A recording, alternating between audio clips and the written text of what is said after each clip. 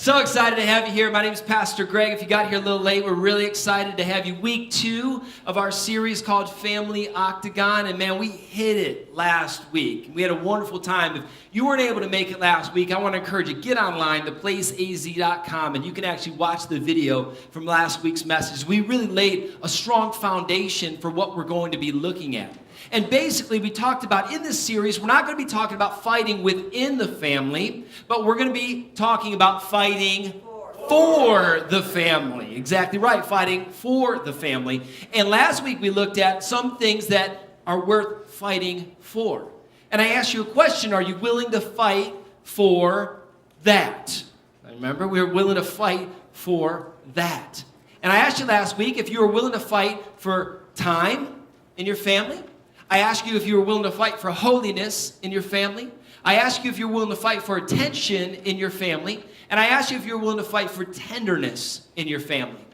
Now this week, we want to continue this discussion as we're looking about fighting for our family. We're going to talk about a very important role that all of us need in our lives, but also a very important role that we need to become in our lives. And that is the role of a coach. A coach.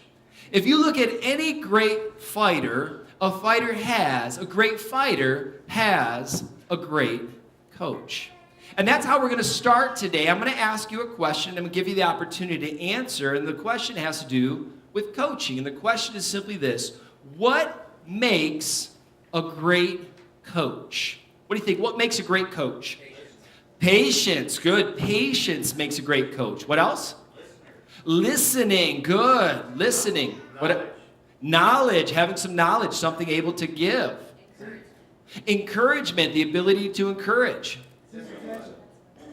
Sees potential, I like that. What was this one?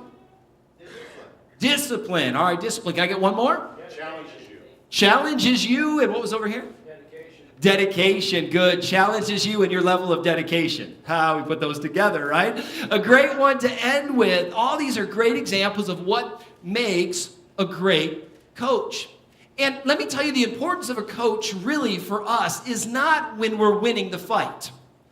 I mean, when the fighter is out there fighting and throwing the punches and winning, hitting, right? I mean, they're focused. They're doing what they're doing. But the real role of a coach comes in when the fighter gets clocked, right?